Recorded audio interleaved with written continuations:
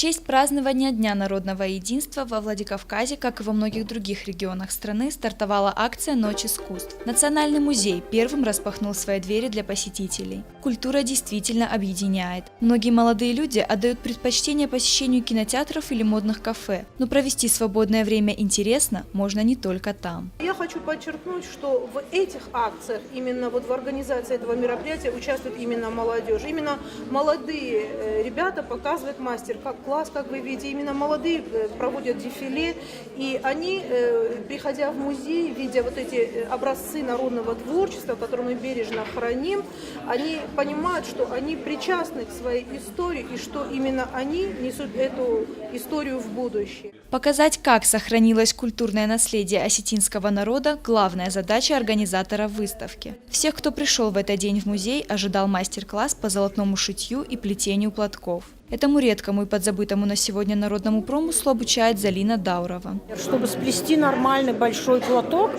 с вышивкой, с ажурными краями, как минимум 2 месяца.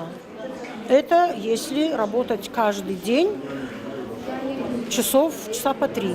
На экспозиции представлены работы учеников Залины Дауровой. Они соседствуют с произведениями искусства, которые хранятся в фондах Национального музея. Далее праздник продолжился выступлением оркестра народных инструментов под руководством Олега Ходова.